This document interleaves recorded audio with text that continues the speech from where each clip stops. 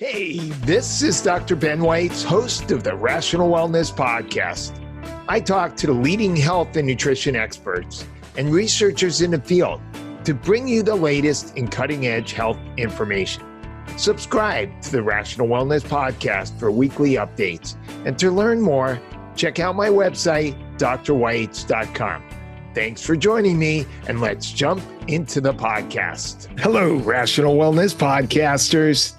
Today, I'm excited to be having a discussion about medicinal mushrooms with Lee Carroll, the chief medical herbalist of Real Mushrooms.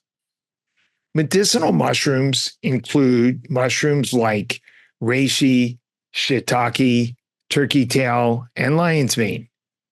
These are mushrooms that have powerful health-promoting properties, including strengthening the immune system. And even the National Cancer Institute has a whole detailed section on medicinal mushrooms for fighting cancer. Turkey tail, reishi, shiitake, and maitake are four of the mushrooms most known for strengthening the immune system to fight cancer and infections. Lion's mane is a popular mushroom used for cognitive health, and you see it in a lot of brain formulas. Cordyceps is another medicinal mushroom that's known to support the kidneys and the lungs.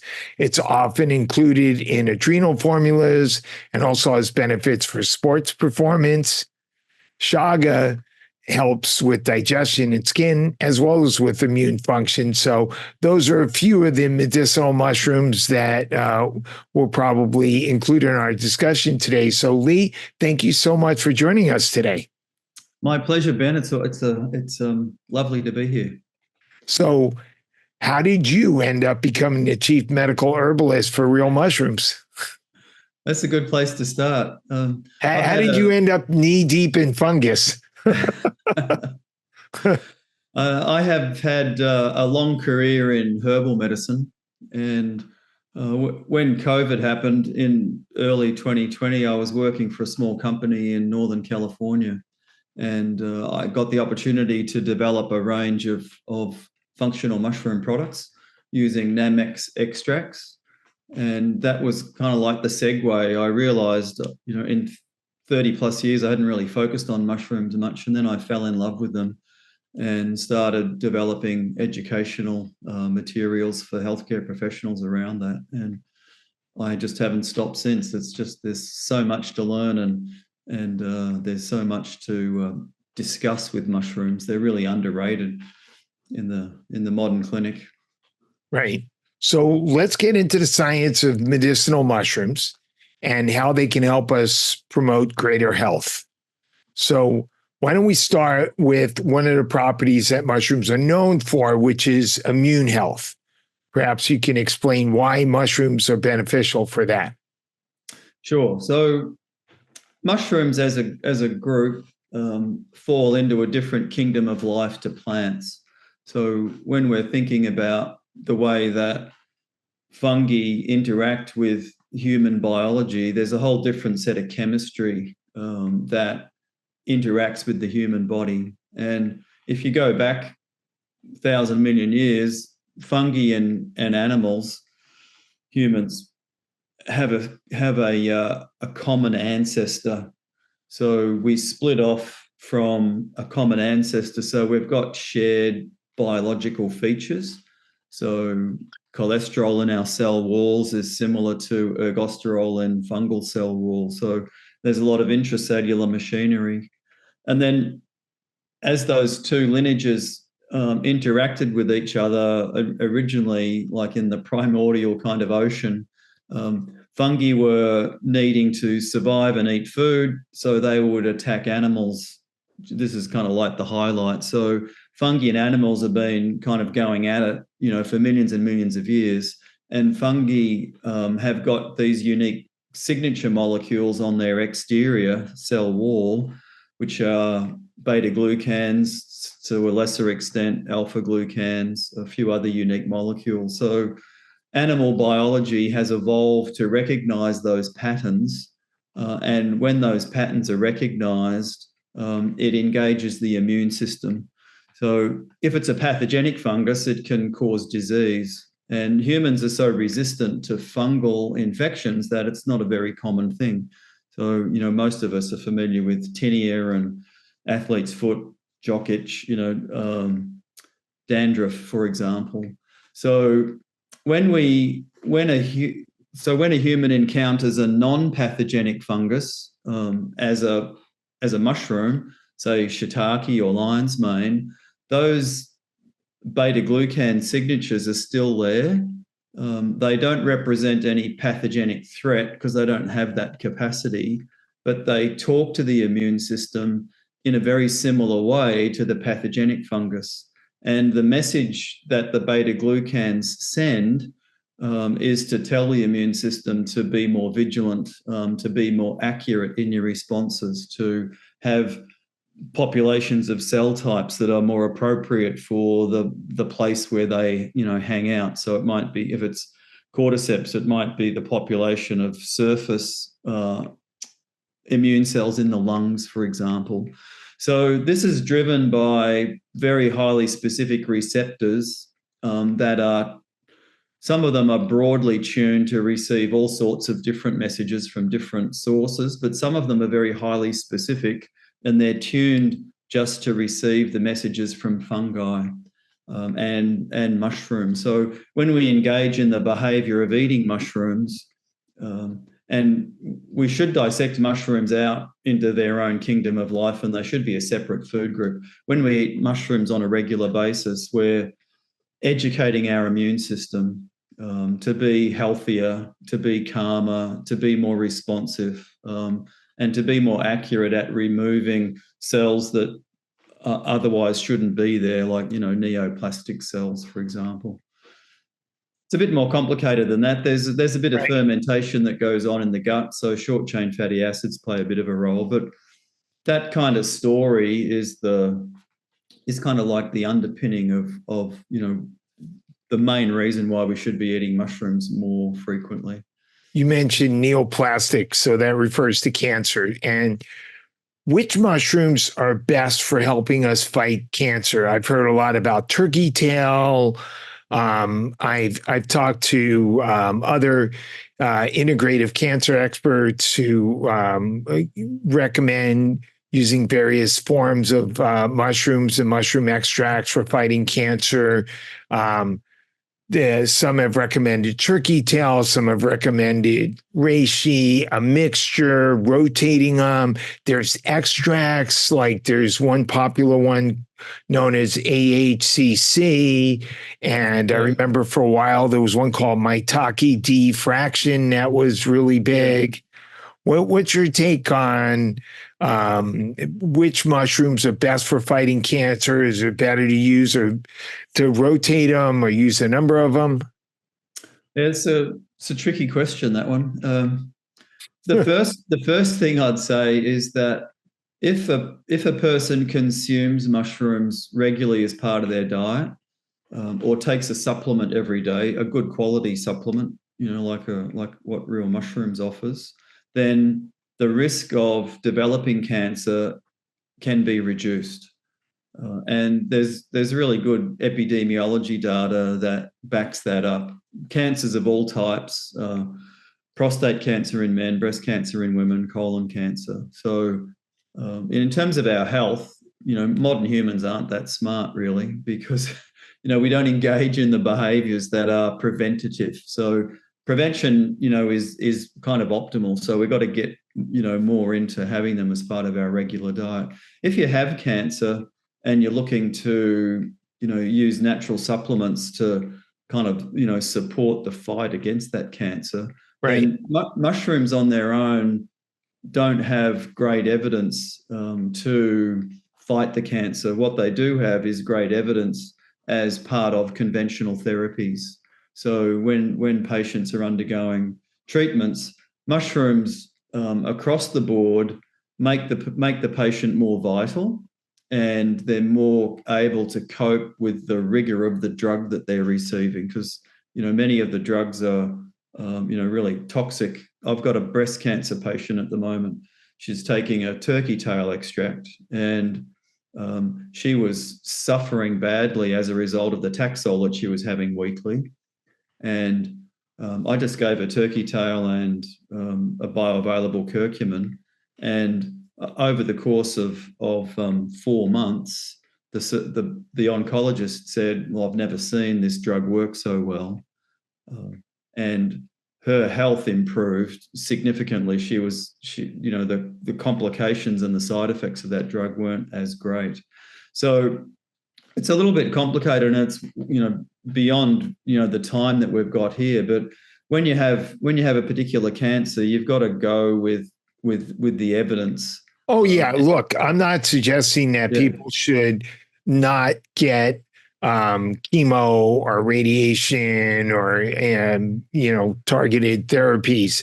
I'm just suggesting from a integrative perspective, we want to help support that person's fight and help their immune system, which it needs to be a big participant. And a lot of times these drugs, unfortunately, at the same time as they fight cancer, they end up suppressing the immune system.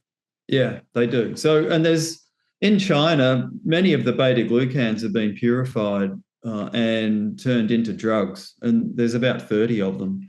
And they're ideally suited for all particular different types of cancers. So broad brush, you can't go wrong using turkey tail as an adjunct. Okay. You can't go wrong using reishi as an adjunct.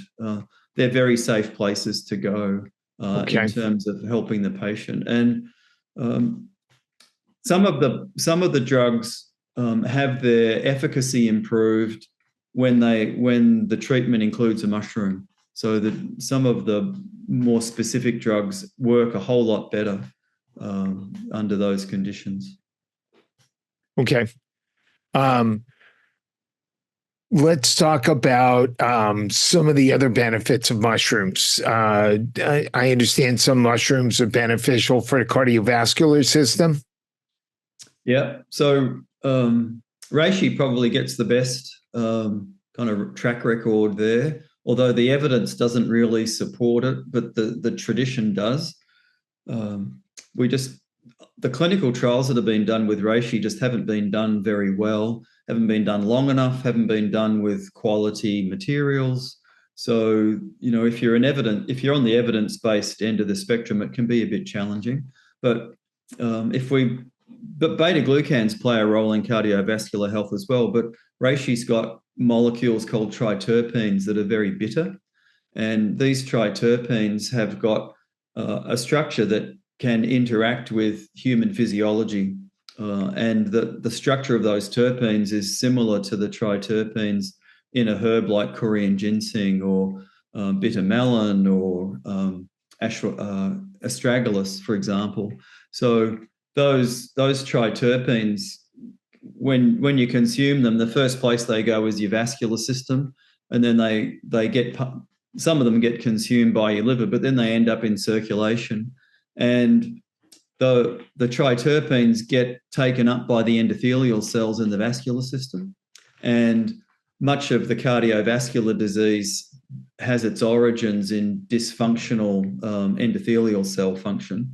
And the inner layers, the intima, for example, they get stressed as well. So in animal studies, the triterpenes can mitigate against the stress and the dysfunction in those cells and allow them to be more functional and healthy. So you get less cardiovascular disease. A curious thing that has not been studied is that those molecules are really very bitter. And bitter receptors aren't just in the mouth. There's bitter receptors expressed everywhere in the body. And humans have 29 different bitter receptors, and they perform very, very highly specific roles. And the heart and the vasculature express 21 of those 25 bitter receptors. And there isn't one piece of research investigating how bitter molecules influence the functioning of the heart or the vascular system. So it's my theory that really good quality extracts that are very bitter are going to be more effective at supporting the cardiovascular system via the endothelial cells and the original stuff that I mentioned, but also this unexplored area of bitterness and how it plays a role in cardiovascular health. Interesting. I was also reading an article about oyster mushrooms that have certain compounds that actually help to lower cholesterol. Yeah, so that's the other side of the equation, and many mushrooms, so shiitake and oyster mushrooms, kind of stand up as the dominant ones. They have minor influences over the levels of LDL, HDL, the amount of oxidized LDL, and because that's the real problem is how much oxidative stress there is in the bloodstream. So mushrooms help to mitigate against that as well. To get the most benefit out of eating mushrooms, is it better to cook them or eat them raw? It's better to cook them. The button mushroom and crimini and portobello, they grow in cow manure, so it's not a good idea to eat them raw because you might be getting a little bit of manure in your salad.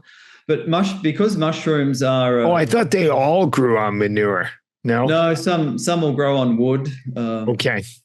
Some will grow on, other types of substrates. Okay. But I think the real reason, the most important thing, is that mushrooms have got a unique biology. And if we want to extract the beta-glucans and the other active constituents from the really robust cell walls that exist, in these organisms, then they need to be cooked. Boiled is optimal. So, good quality extracts are processed using heat for a couple of hours, and that gives the best extraction of all of the different phytochemistry. And these things are very stable in heat. So my rule at home is, and it's a bit harder when you're cooking because you're on a time frame. You don't want to spend all day in the kitchen. Yeah, who's going to cook them for a couple of hours? So I tell people, when you're frying them or cooking them at home, 10 or 15 minutes at least, to do some work at breaking them down. And the smaller the particle size, the more benefit you're going to get. If you don't chew your food well, and many people don't, then if you're swallowing large pieces of mushroom, they don't get digested in the gut. So they get a little bit of fermentation by bacteria, but we don't have any enzymes, or acid doesn't break it down. So the smaller you chop them up, the healthier it's going to be, particularly for your large intestine.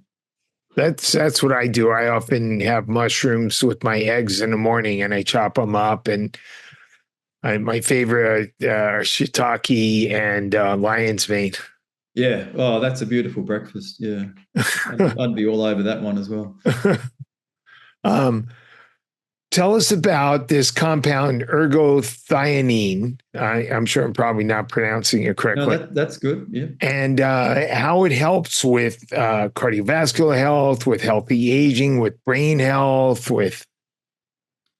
Yeah, that's a really fascinating topic. That ergotheanine gets its name from the ergot fungus. It was discovered back in 1909. So it was given the name ergothionine because it's a derivative of an amino acid. Isn't that where like LSD came from? And that's where LSD came from, yeah. And it's also where ergotamine and other alkaloids came from that get used as vasoconstrictors and used in childbirth, etc. The Chinese were using it for thousands of years. I think migraines. Yeah. So ergothionine is a derivative of an amino acid, and it's technically a thiol, which makes it in the same category as glutathione. So the role that it plays in the human body is the role of an intracellular antioxidant. But it's a very unique molecule, and there isn't any other metabolite in the body like it. It's totally unique.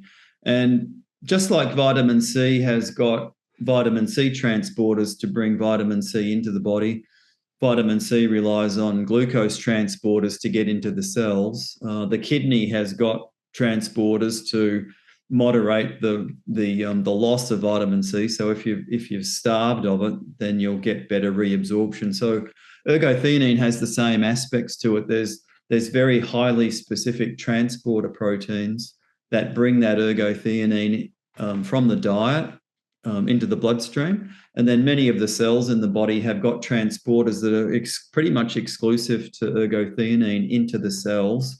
And then the kidney doesn't ever let any go.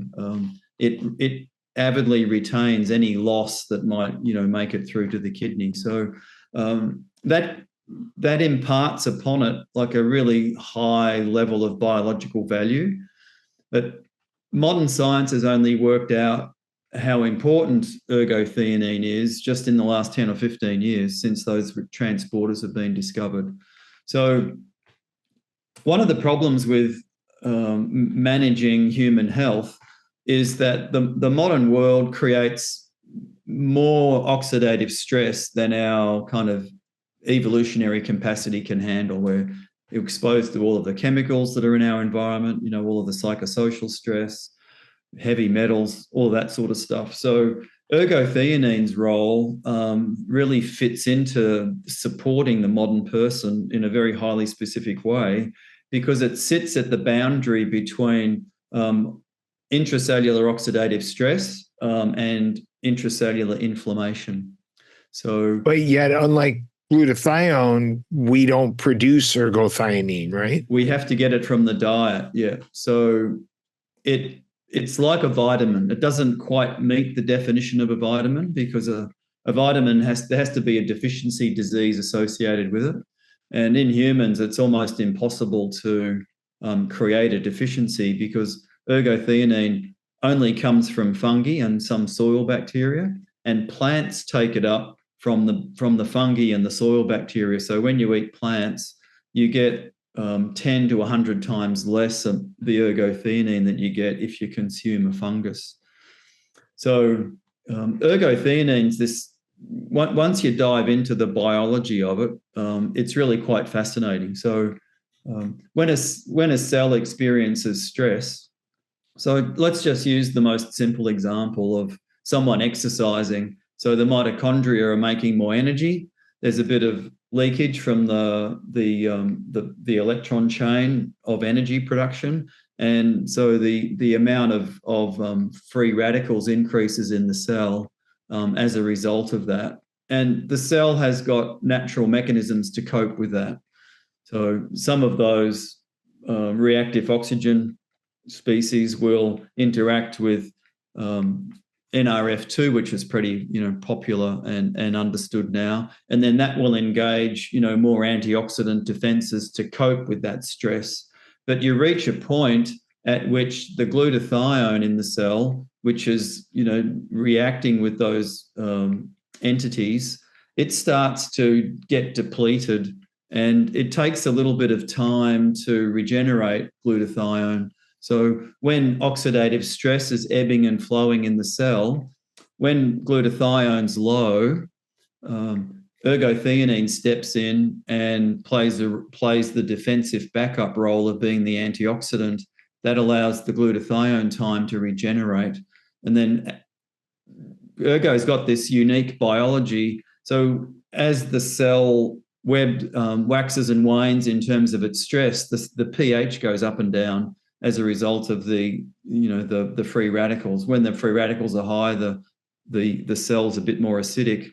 So ergothionine, when the cell's acidic, it goes into its active form. When the cell's at its healthy normal pH, it's in its inactive form. So as an antioxidant, it's a very intelligent adaptive mechanism that supports the cells when things get tough, but it can't auto-oxidize or cause mischief, because when cells are healthy, it doesn't play a role.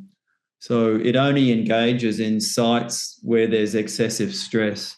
And there are some places in the body that experience more stress, and ergothionine plays a more dominant role, like in the eyes, for example, or in the liver, in the endothelial cells. Ergothionine plays a bit more of a dominant role, but it plays a role in all of the cells in the body. And when we're deficient in it, we get all sorts of age-related diseases. And are mushrooms the only way to get ergothionine? They're the only way to get healthy levels of it. And humans need, 3 or 4 or 5 milligrams a day of this stuff. And the epidemiology that's been done it's not fully complete, but it suggests that the American diet on average only has about 1 milligram a day. So, and I saw a paper where patients with dementia or diminishing cognitive faculties seem to have lower ergothionine levels. Yeah, and we don't have a commercial test for it at the moment, so it's still like a laboratory research tool. But I think we're only a year or two away from having a diagnostic test that people can take that will say if your ergothionine is below this level, and that number hasn't quite been set yet, you're at a significantly increased risk of neurodegenerative disease. So mild cognitive impairment, Alzheimer's, Parkinson's, a bunch of other ones. And macular degeneration has got kind of like the highest association. But cardiovascular disease is in there. Macular degeneration. Interesting. Yeah. And that's related to, there's some relationship between that and Alzheimer's as well. Yeah. And there's a vascular component to it. And it's to do with, cells that can't cope with the stress that they're under. So, a neuron that has got too much inflammation, the enzymes that cleave the amyloid proteins go a little bit crazy, and instead of making a healthy protein, they make an amyloid beta protein that can build up. So it's not about reducing, it's not about targeting the amyloid protein in this case. It's about reducing the inflammation to stop it being produced. You've got to go to the source, which is where all of our natural health kind of philosophies take us. And ergothionine is the missing link in that bridge between how cells control their stress and how they engage their inflammatory responses. And ergothione's got this really interesting relationship with inflammation. So as the inflammatory environment increases, that engages nuclear factor kappa B, which many of us will be familiar with. So as nuclear factor kappa B starts to get engaged, the ergo transporter proteins get increased in the cell to bring more ergothionine in. Huh. And then as the inflammation starts to ebb, the ergothionine transporters get removed. So ergothionine sort of sits in the middle of managing stress and managing inflammation. And then it's uncontrolled inflammation that then leads to all of these downstream consequences, including cancer. And from what I read, the mushrooms that are highest in ergothionine are oyster, porcini, and I think shiitake. Yeah, you've done your homework well, Ben. You could put lion's mane in there as well. Okay. The yellow oyster represents the most easily accessible highest source. The yellow oyster. Okay. Yeah. Does it have a yellow color? Is it easy to? Yeah, that's where it gets its name from. Okay. It's this beautiful bright yellow color. Okay. And Real Mushrooms has a supplement called Ergo Plus, which is made using the yellow oyster. So each capsule gives you a 5 milligram dose. Cool. Tell us about the stoned ape theory. Well, that's good timing with that question, because I came up with that theory as a result of my research into ergothionine. So Terence McKenna, who was famous psychonaut and proponent of psychedelic exploration and therapies, came up with this idea that it was the use of psilocybin mushrooms by early humans that facilitated the rapid increase in the size of our brains a couple of 100,000 years ago. That psilocybin allowed for enhanced communication and the development of language and complex kind of problem solving skills. So when you look at the arc of ergothionine, it plays a role in neurogenesis, and there's many ape species, and primate species consume mushrooms, as do many animals. So the essence of the gourmet ape theory is that there's archaeological evidence. The archaeologists scrape the teeth of archaeological specimens, and then they look at them under microscopes, and in some cases, they can get DNA out of them. So 16,000 years ago, the specimens from Spain were consuming vast quantities of boletes, so porcini, and vast quantities of agaricus mushroom, for example. Other specimens have been looked at that are 48,000 years old, and they were consuming Schizophyllum commune, which is a medicinal edible mushroom from China that's still used today, and Coprinopsis, the shaggy incap.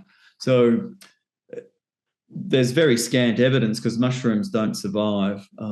But the fact is that it's very likely that modern early humans ate vast quantities of mushrooms, and the ergothionine content in the mushrooms will have played a role throughout the evolutionary process and guided the way that brains have developed. And when you look at ergothione's role in cognitive function, the TrkB receptor gets a lot of attention, and that's a neurotrophin receptor that receives the BDNF signals. It's also a receptor that psilocybin binds into. Some of the molecules of lion's mane might bind into that receptor as well. And when that receptor receives its signal, then the downstream intracellular messages are kind of housekeeping messages and house maintenance messages. So it might be, hey, you don't have enough synapses, you've got to have more synapses, or your cytoskeletal arrangement internally is not quite optimal, or the biological functioning of the cell might not be optimal. So ergothionine plays a role in making that TrkB receptor more able to deliver the messages via enhancing the intracellular domain of that receptor. So I think that the human development has in part been shaped by our consumption of mushrooms. And it's interesting. Other theorists have explained that growth of the brain based on the fact that we started consuming meat and got concentrated calories. Other people have talked about the consumption of fish and the omega-3 fats as being important for that. And all of that is true, but because ergothionine is such a recent thing, it hasn't been factored into those types of theories. And mushrooms in general haven't been factored into Paleolithic diet. So when researchers come up with what they think early humans ate, it's very variable when you look at the data. Depends on where you lived, where the fossils come from. But researchers look at collagen and they look at the carbon and nitrogen isotopes, and that gives them an assessment of how much amino acid and therefore protein was consumed in those diets. None of those researchers have ever considered that early humans ate mushrooms. And the little bit of work that's been done shows that the isotope signatures, the carbon and nitrogen signatures that get reflected in the collagen can't be distinguished between protein from animal sources or mushroom sources. So the fact that we've got this archaeological evidence showing that early humans ate vast quantities of mushrooms when they were available probably means that our ideas around modern diets haven't included mushrooms because it hasn't been factored in. And the more mushrooms we can include in our diet, the healthier we'll be. And there's some really good evidence to show that if you can just swap 2 meat meals a week out of your diet and replace them with mushrooms, it has significant impact on your risk of diabetes and obesity and metabolic syndrome, for example.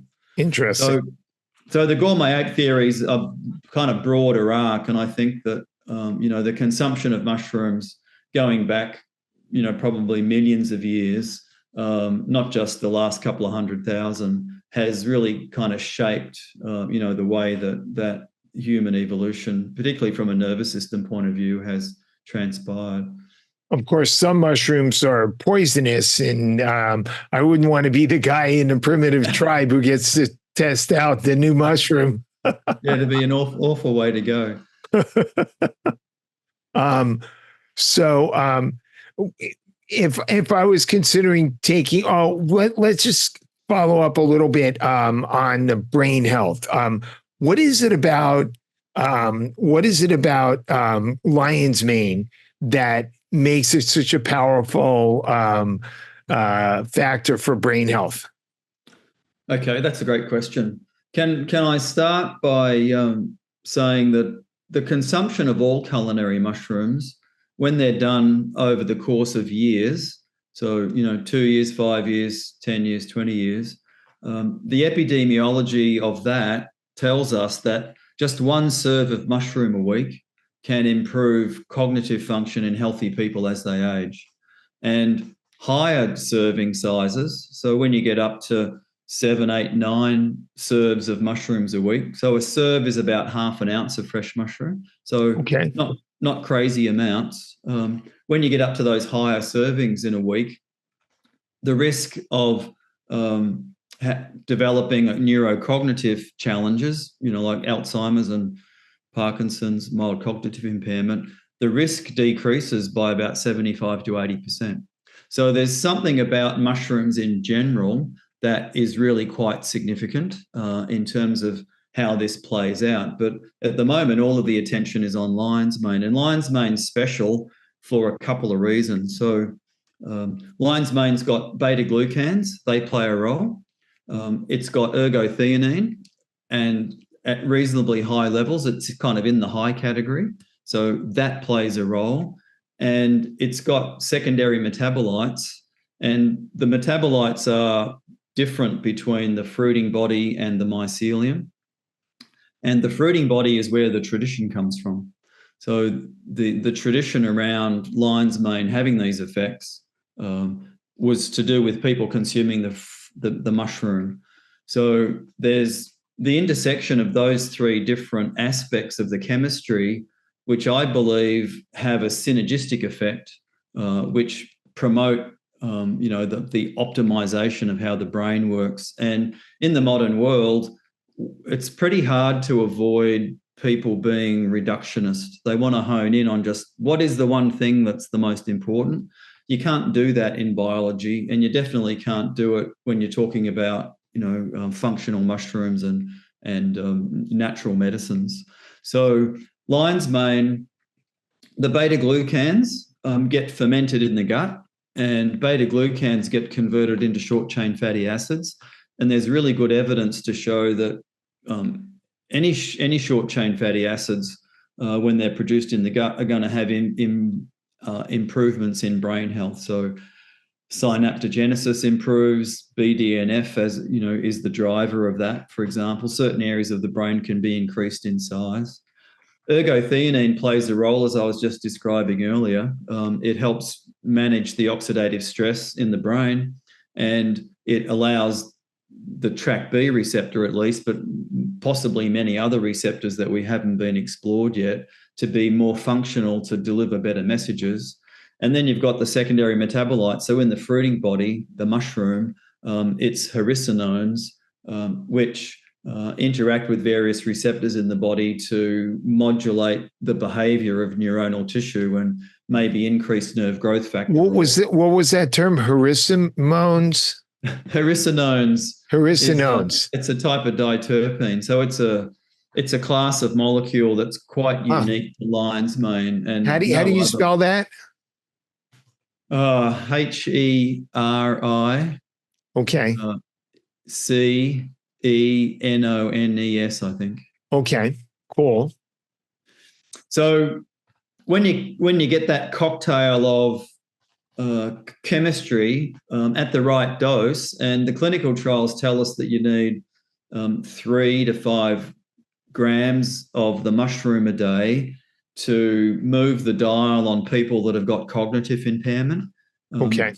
If you do lion's mane regularly, and you don't have cognitive decline, 1 gram a day over the course of your life will prevent cognitive decline from happening and keep your cognition. Approximately how much lion's mane mushroom is in a gram? Like if you had a fist amount, would that be a gram? Yeah, if you're eating fresh lion's mane, right? It's about 90% water. So if you had 10 ounces of lion's mane, you'd have 1 ounce of dried mushroom. So wow. You'd have 28 grams. So you'd have a whole month's worth. So, you could eat just a little bit every day. Okay. But the sort of capsules that people have access to, so the real mushroom lion's mane capsules, they're 500 milligrams each. So 2 of them gives you a gram. That's the equivalent of 10 grams. I see. Fresh. So 1 gram would be of a quality product would be sufficient for prevention. What was the amount for a patient who already has, say, mild cognitive impairment? The research tells us about 3 grams. 3 grams. Okay. Yeah. And clearly, the more you throw at it, the better it will be. So, there's a long list of things that, a patient will do well with. Now, you mentioned that a lot of these ingredients are in the flowering part of the mushroom rather than the mycelium. Can you explain what the mycelium is and the difference between, is specifically as it relates to mushroom supplements, the importance of the flowering body versus the mycelium? Sure. Yeah, that's a really vexing question at the moment. And in every industry, disruptive ideas and practices get introduced, which create a lot of confusion. And that's happening at the moment and has been for the last 10 years in the mushroom industry. So let me see if I can kind of dissect it up to make it clear for people, because there's lots of opinions and a lot of emotion around this topic when you get into public debates. So from a traditional point of view, it was only ever the mushroom or the fruiting body, which was used as a medicine. And these mushrooms were mostly boiled or decocted and taken as a beverage, so as a tea or as a medicine. So if we want to understand the traditional use and reflect that traditional use in a modern setting, then we need to kind of stick with the tradition. So there's a lot of value around the mushrooms, and then there's a huge amount of modern research to back up the traditional use of it. And there's a huge volume of research around beta-glucans. And then there's a developing body of research around all of the other constituents that support that. So back in the 60s, scientists realized that mushrooms were quite special, and there was a lot of focus on cancer. And mushrooms are hard to grow. So they thought, let's grow the mycelium in a tank of liquid, and then we might be able to extract the highly specific beta-glucans from that mycelium, do it more cheaply, and create like a drug out of it. So when we're talking about mycelium, that's the legitimate way to make a product from mycelium. So PSK and PSP from turkey tail, which are kind of famous names as very highly specific beta-glucans with proteins attached. That's a legitimate way to do it. And there's a large volume of science to back that up. So it's a new discovery. And for a new discovery to have value in a modern setting, you've got to have the research to back it up. So the research has been done, and it's really overwhelming and conclusive. So if you want to embrace the use of mushrooms, they're the 2 aspects of mushrooms you need to use. By the way, if you look at a mushroom, you'll see this. Let's say you look at a traditional, white mushroom, button mushroom. You'll see this bulbous thing, and then you'll see a little stem. Is that stem? Is that the mycelium, or part of it? The mycelium is inside the substrate that is being used as the food. So it might be in the soil, it might be in the log. Okay, but it's not in either the stem or the bulb. Well, we're getting into technical territory, so let me tease it out for you. So the main organism of a fungus is made up of mycelium, and that mycelium inhabits the environment that that fungi is suited to. So it might be a decomposing log. So the purpose of that mycelium, that's kind of like the body of the fungus. So its rationale for life is to survive, to eat food, and then when conditions are right, reproduce. So when the conditions are right, that fungus produces the fruiting body or the mushroom, and then that's the reproductive structure. So then you've got spores, which are kind of like, in essence, the seeds. So you've got those three parts. A plant, as an analogy, is much more complex. So the thing that's really confusing the supplement industry at the moment is that people grow the mycelium on brown rice or sorghum or oats, and then that gets dried. No fruiting bodies may be present, or there may be primordial fruiting bodies, or there may be a scant number of fruiting bodies. Those products get dried and they get sold as if they're a mushroom. And they're not technically a mushroom. They're a digested or it's not fermented really, but it's a processed food. And the science is not conclusive yet on any of the active constituents in those products and what they do. There's a small amount of science to suggest that they might have some immunological benefits, which puts it into the category of the shiitake that you mentioned earlier that's grown on brown rice. So many people are being confused at the moment, and they're buying myceliated grains or mycelium on grain, thinking that they're getting a mushroom. And you've got really slick marketing campaigns that are behind these products. And if you want to be scientific about it, there's no consensus yet on what's in those products that makes them work. They don't contain beta-glucans in any therapeutic level. Their ergothionine is not detectable. If you're looking at reishi only produces its bitter molecules that I mentioned earlier if it grows on wood. So if you grow it on brown rice, you don't get any triterpenes. So myceliated reishi brown rice isn't bitter. So you can't get any of the pharmacological benefits of those bitter molecules. So I do think that there will be some benefit to these products, but we can't call them a mushroom, and the benefits are likely to be very different and derive from a different set of chemistry to that from which the pure mycelium or the fruiting body is delivering. So you're saying to know we're going to get the benefits of mushroom supplements, we've got to make sure that the product contains only from the fruiting body and not the mycelium?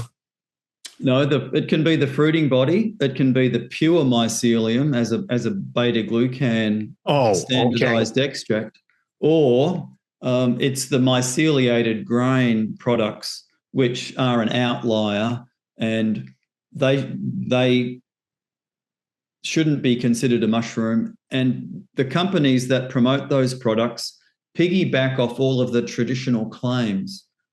So let's just use reishi as the example. When you grow reishi on brown rice, you get very low levels of beta-glucans, and you get no triterpenes, and none of the other molecules are there in any significant level. So it's unethical and fraudulent in a way to use the traditional claims that have been developed around the consumption of the mushroom or the fruiting body, which has got high levels of beta-glucans, it's got high levels of triterpenes. It's not. So valid. You're saying there's two problems. The first problem is if the mushrooms used in the supplement, or even the mushrooms you buy at the store, if they're not grown on the right medium, then you're not going to get the right product. How do we know the mushrooms we even buy at the store are being grown the right way? Well, the ones that you buy at the store, you're pretty safe. We know they're going to be grown the right way, not on brown rice or.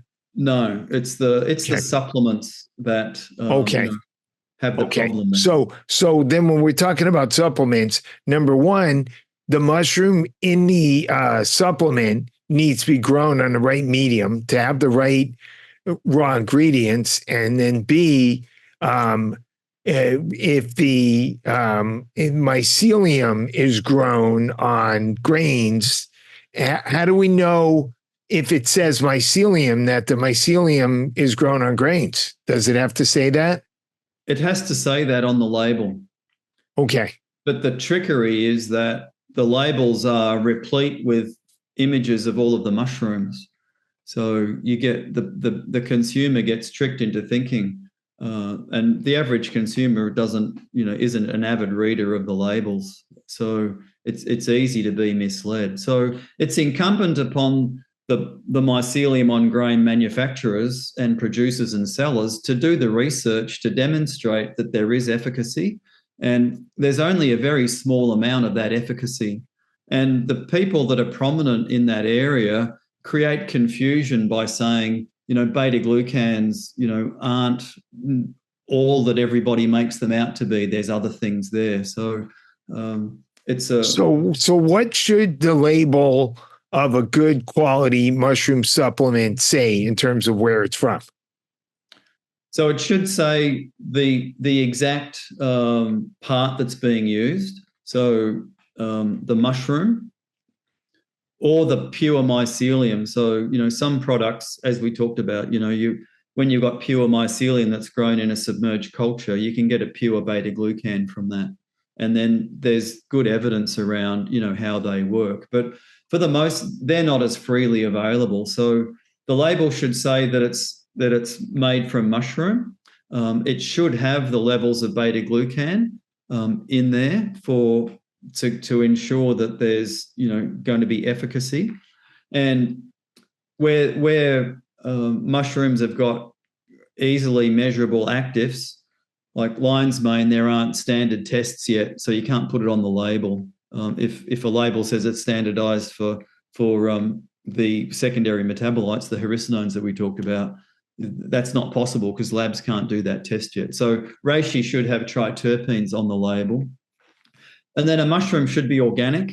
There's good access to organic mushrooms these days, and that guarantees an enhanced level of safety, because mushrooms can fall foul of pesticides and chemicals just like plants can. And China grows 85-90% of the mushrooms in the world, and they're a very high quality source for mushrooms. So the fact that China is the country of origin, for many things it might be a negative, but it's not a negative for mushrooms. Yeah, as soon as I hear China, I'm like, yeah, and rightly so. However, mushrooms that the growers that Real Mushrooms and the parent company Namex work with are in the woods of China. They're being grown in pristine places, in an organic way, and very often by people that are the embodiment of the tradition of those mushrooms. So, there's a huge amount of ancestral knowledge in China around the use of mushrooms. There's numerous mushroom research institutes. I think there's only one in the US. So if you're growing mushrooms, in the middle of Beijing, that might be a problem. But China's a massive country, and there's plenty of opportunities to grow mushrooms where they're most ideally suited to grow. So in terms of supplements, like the Real Mushroom supplements, is it better that the supplements are a capsule with powder, or that it's in a liquid tincture, or some people make a coffee out of mushrooms, make a beverage out of it? Does that affect its efficacy? Unfortunately, it does. It is possible to make a good quality liquid mushroom extract, but I just don't see any on the market. Okay. When you remove the moisture, you can get more concentration. So it's much more cost effective and much more therapeutic, in my opinion, to take a dried extract as a capsule compared to a liquid. You can see behind me, I use a lot of liquids in my clinic. I see that. You got tinctures. I don't use any mushroom liquids. Yeah. Even the high quality professional lines that I use don't do a good job of liquid mushroom extract. So it is possible. I just don't see any. So for the consumer, I think it's much safer to stick with a dried extract. There's lots of reasons to back that up, but they get a bit kind of technical. So give us an idea of what sorts of supplements. Let's say somebody's on a longevity program and they want to have maximal brain health, neurological health, cardiovascular health. What might be a regimen of mushroom supplements that they might want to include? Good question. I've been doing mushrooms every day now since 2020 when I kind of discovered them. So it takes time for the effects to build up. With me, one of the curious effects, there's two curious effects. I've been a herbalist 35 years, and my frequency of infections has been less in the last 4 years than it was in the previous 15. So the only difference is mushrooms. And my white hair is going black again. So there's something about the reishi that I take daily that's rejuvenating the pigment cells in my hair. So to get the benefit out of mushrooms, it can't be a fad. You have to buy into it as a lifestyle. I'd be totally honest with you. Looking at your hair, I'm not sure I'm going to buy the idea that it makes your hair darker. But oh, my hair was pure white. Okay. And there's about 15% black hairs there now. Okay. You can't see it on the camera. Right. Okay. So it's just ever so slowly going back to its original color. Okay. So for people to get the best out of mushrooms, you need to do a range of mushrooms, so a number of them over the course of years. You can't just do it for a few months and say, I tried mushrooms and I didn't get any benefit. Right. It's a long-term deal. So Real Mushrooms has got a product called 5 Defenders. So it's got 5 mushrooms. There's lion's mane. Sorry, there's reishi. There's chaga. There's turkey tail. There's maitake and shiitake. So that's a fantastic blend. It's available as a powder or a capsule. So if you like it as a hot beverage or a cold beverage, it's a very kind of strong, robust coffee kind of like flavor. So I do that daily. So you have the powder or the capsules? I like the powder. So I do 1 gram of that a day. Could you add that to your, let's say I made some coffee. Could I pour that in there?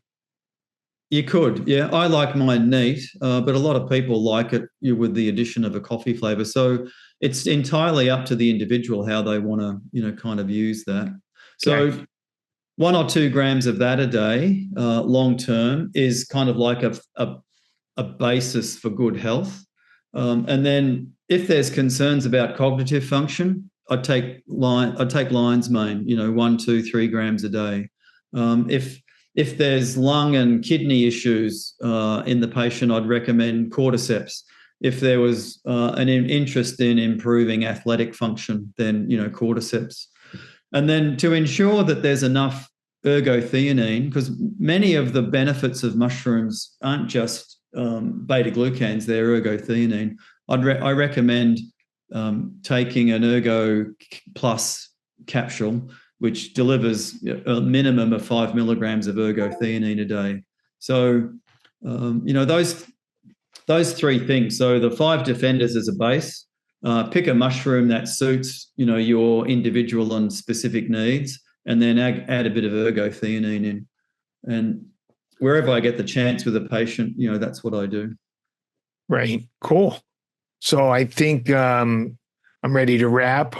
Final thoughts for listeners and viewers, and then tell us how we can get a hold of the real mushrooms. Are these just sold professionally through practitioners, or are they sold direct to patients? Or so it's through both. So some practitioners have got accounts, and it's direct to consumer. So you won't find it in a shop per se. So if you go to realmushrooms.com, you'll see all of the products there. If you use my name, just LEE, it's very hard for me to say E with an American accent. So you'll get 20% off your order. And my final comment, I think, in this whole topic is that mushrooms aren't a fad.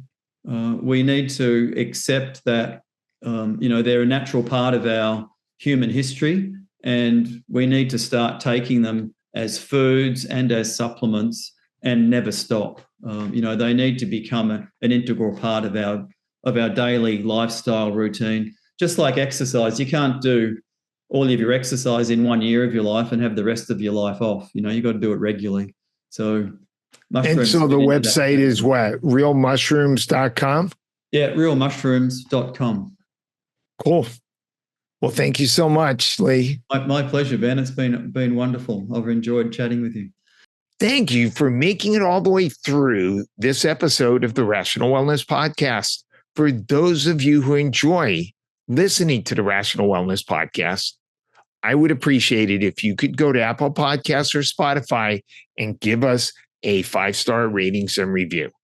If you would like to work with me personally to help you improve your health, I do accept a limited number of new patients per month for a functional medicine consultation. Some of the areas I specialize in include helping patients with specific health issues like gut problems, neurodegenerative conditions, autoimmune diseases, cardiometabolic conditions, or for an executive health screen, and to help you promote longevity and take a deeper dive into some of those factors that can lead to chronic diseases along the way. Please call my Santa Monica Weitz Sports Chiropractic and Nutrition office at 310-395-3111, and we'll set you up for a new consultation for functional medicine. And I look forward to speaking to everybody next week.